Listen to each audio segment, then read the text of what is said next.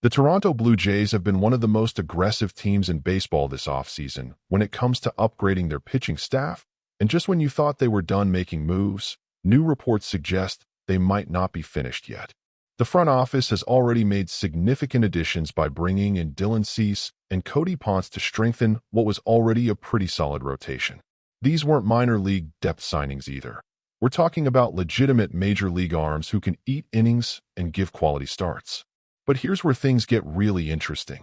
And this is something that's catching a lot of people by surprise in baseball circles right now.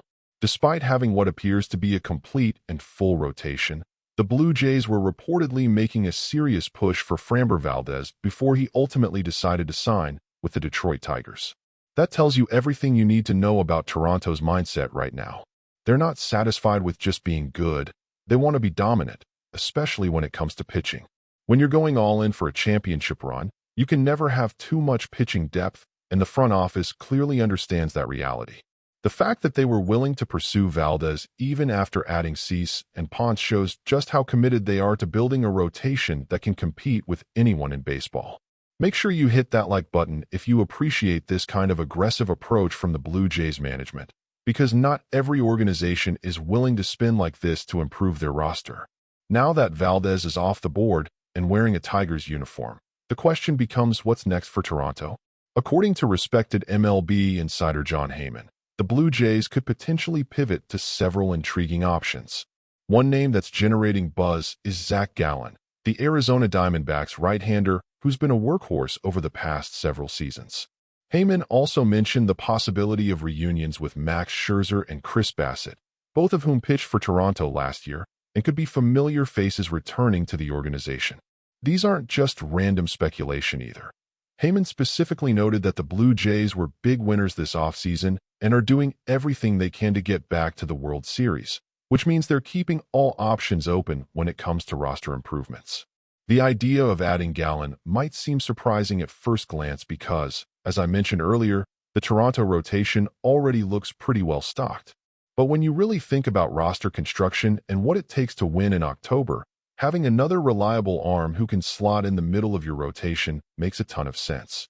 Gallen would provide even more depth and give the coaching staff incredible flexibility in how they deploy their starters throughout a long season.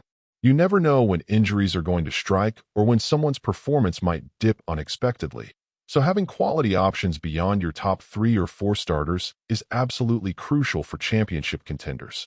Let's talk about what Gallen brings to the table, because his track record speaks for itself.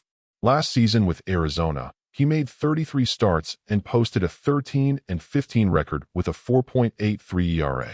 Now, those numbers might not jump off the page as elite, but context matters here. He was pitching for a Diamondbacks team that had its ups and downs offensively, and win-loss record for pitchers is notoriously dependent on run support. What really matters is that Gallen has proven he can take the ball every 5th day and give you innings. Over his last 4 seasons, he's made 30-plus starts in 3 of them, which demonstrates the kind of durability that every organization covets in their starting pitchers. Drop a comment below telling me if you think the Blue Jays should pursue Gallen, because I want to hear what the fanbase thinks about potentially adding another arm to this rotation.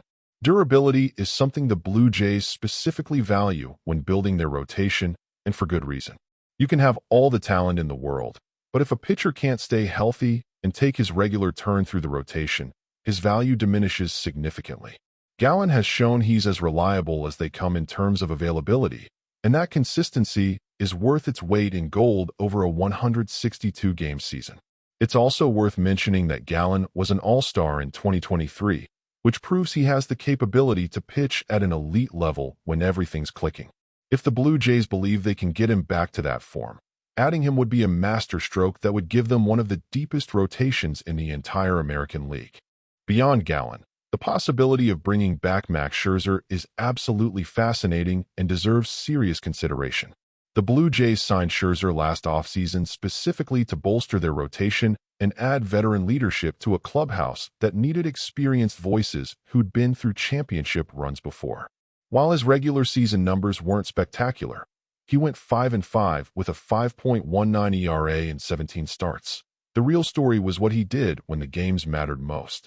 In the playoffs, Scherzer was tremendous, posting a 1-0 record with a 3.77 ERA across 3 starts in the ALCS and World Series. That's exactly the kind of performance you dream about when you sign a veteran pitcher. He showed up when the pressure was at its highest and delivered quality outings that gave his team a chance to win. Heyman specifically mentioned that the Blue Jays still have interest in reuniting with Scherzer, and that makes complete sense when you consider what he provides beyond just his on-field contributions.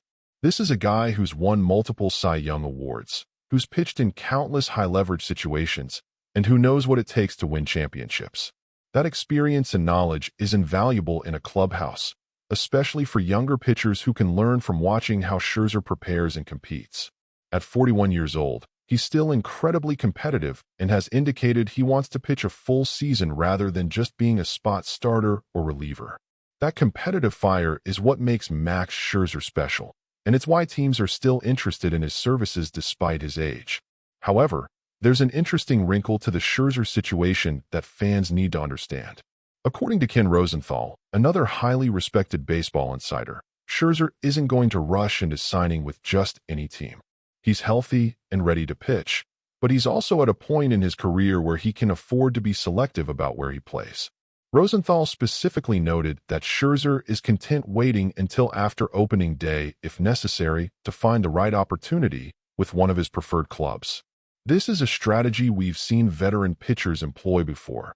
Roger Clemens famously did something similar in 2007 when he signed with the Yankees in early May for what turned out to be his final season. If you're enjoying this deep dive into the Blue Jays pitching situation, make sure you're subscribed to Jays Central and hit that like button so we can keep bringing you this kind of detailed analysis. What this means for Toronto is that even if they don't sign Scherzer before the season starts, the door could still be open for a reunion later if both sides remain interested. Maybe the Blue Jays want to see how their current rotation performs through the first month or two of the season before committing additional resources. Maybe Scherzer wants to see which contending teams might have needs emerge due to injuries or underperformance. Either way, this isn't necessarily a situation where the window has closed. It's just operating on a different timeline than typical free agent signings.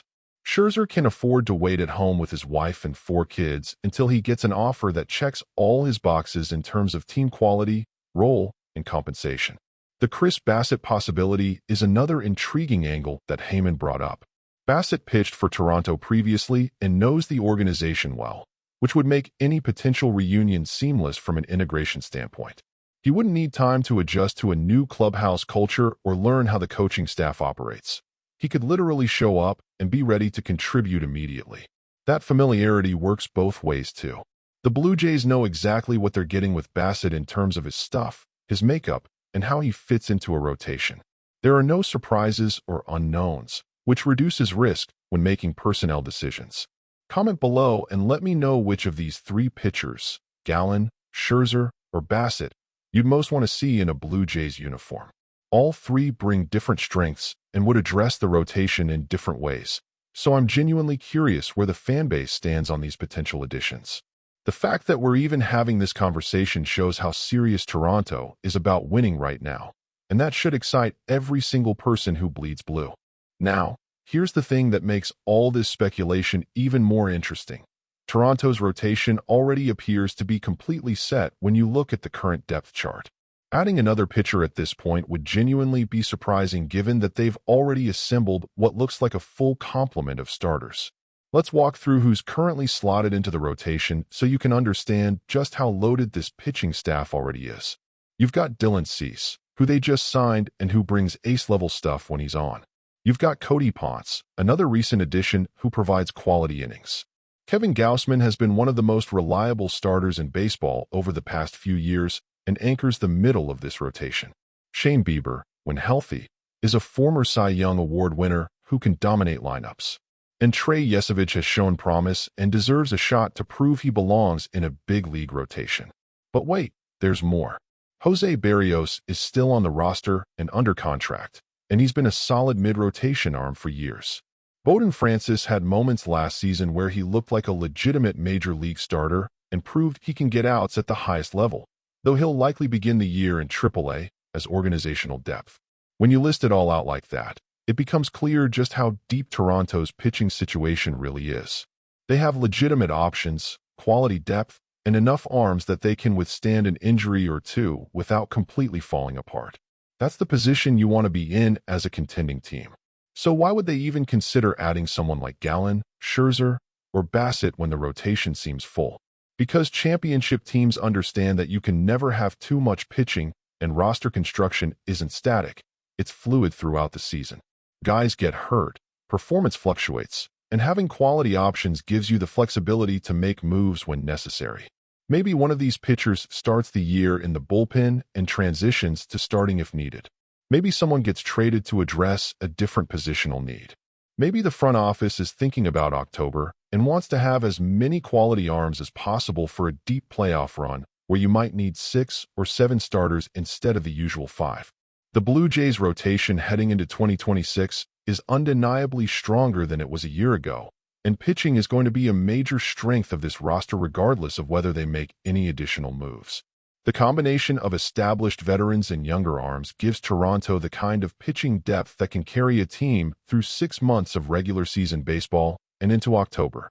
If you've been following this team closely, you know that pitching was an area of concern at various points last season, especially in terms of overall depth when injuries hit. The front office has clearly made it a priority to address those concerns, and they've done an excellent job of it so far. Smash that like button if you're confident in this Blue Jays rotation heading into the new season. What makes this entire situation so compelling is that Toronto isn't just building a team to compete. They're building a team to win a championship, and there's a difference between those two approaches. Competing means you're good enough to make the playoffs and hope things break your way. Winning means you've constructed a roster so deep and talented that you can withstand adversity, overcome challenges, and still be standing in November. The aggressive approach to pitching this offseason demonstrates that the front office understands this distinction and is willing to invest the resources necessary to build a true championship contender. As we head towards spring training and eventually the start of the regular season, keep watching this pitching situation because it might not be finished evolving. Whether it's Gallen, Scherzer, Bassett, or someone else entirely, don't be shocked if the Blue Jays make another move to add even more depth to what's already a formidable rotation. They've shown they're willing to be aggressive in pursuit of their goals, and that mentality is exactly what fans should want from their front office. Drop a comment below telling me what other moves you think Toronto should make this offseason. And don't forget to subscribe to Jays Central for all the latest Blue Jays news and analysis. We'll be here covering every development as this team continues building toward what they hope will be a championship season. The rotation is loaded, the lineup is dangerous, and the expectations are sky high. Exactly where they should be for a team with World Series aspirations.